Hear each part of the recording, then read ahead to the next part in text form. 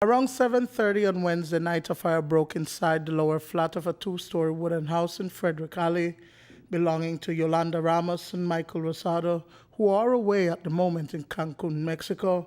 Within minutes, the fire spread throughout the house, and as firefighters responded to the inferno, the roof would come crashing down. I wasn't at home. My wife gave me a call, and when I came, I saw a crowd of people within the vicinity. Upon reaching my destination home, man, it was out of control, you know. I was frightened. I was looking for my family and stuff, but they were safe, so I started by helping the firemen with the hose and stuff, you know. Now, talk to us about the firefighting. We understand that the men seemed like they weren't prepared, that the second house could have been saved if they came prepared enough, no? Yes, sir. Actually, what took place, what I saw last night was, to me, these firefighters could have done better, you know, by moving faster, by being vigilant in their jobs. I mean, you can be bringing hose and don't have water. I mean, that's totally impossible. Yes, we all make mistakes, and, you know, nothing goes according to how we should do it at times, but I mean, within situations like this, I mean, come on, we have to be more prepared.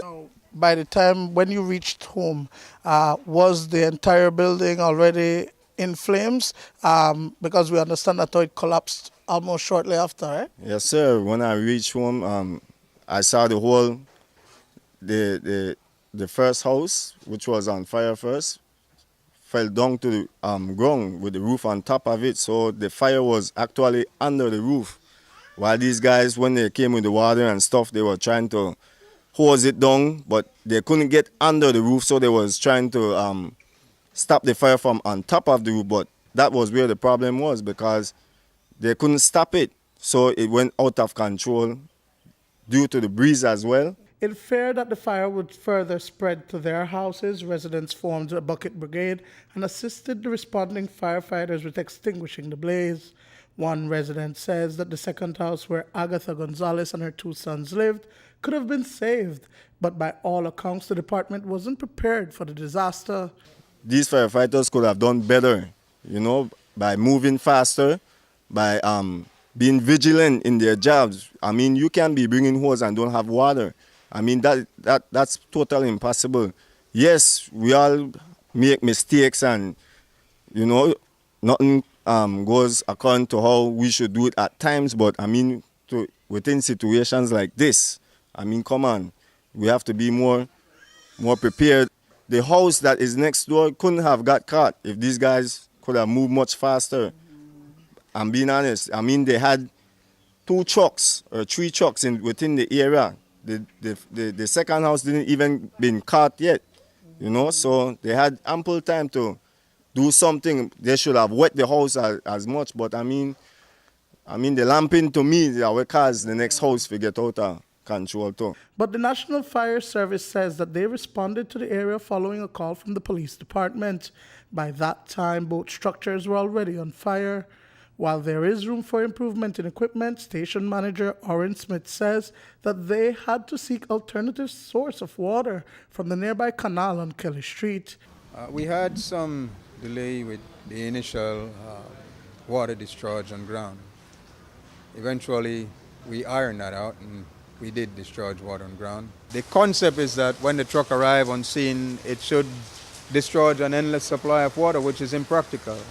We only have one tank on the truck. The tank has a limited capacity. And based on the amount of water you discharge per minute, it takes the time that tank of water will last. And it can last anywhere from 1 minute to 3 minutes. The public does not understand that concept. They would believe that 10 minutes is minimum that they expect water to be discharged, which is really not practical, unless we deliberately discharge at the very minimum with one branch, which by then you'll end up with an entire block being lost. So there will be those little glitches, and they have to be controlled to an extent, but Your best preparation will never work out the way you want it to. And sir, regarding the hose, a lot of people said there were holes in the hose. Is that from pulling it, I guess, on rough terrain? The number of, yes, we did notice a number of holes discharging water. That's an issue that we are working out internally. It is not known what the cause of the fire is because all the electrical wiring in the house is missing. Police and firefighters continue to investigate the incident. Preliminary investigation revealed that the fire occurred in the lower flat of the structure at number 20 Frederick Street, the lower rear, that is, of that structure. The cause of which could not have been determined. A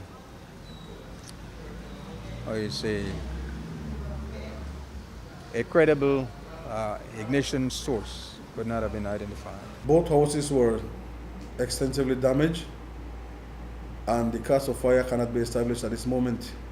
I know that the fire personnel are there trying to see what they can pick up, what can their investigation lead to see if it was intended or if it is some kind of electrical that caused the fire on the Rosado resident that spread to the other house.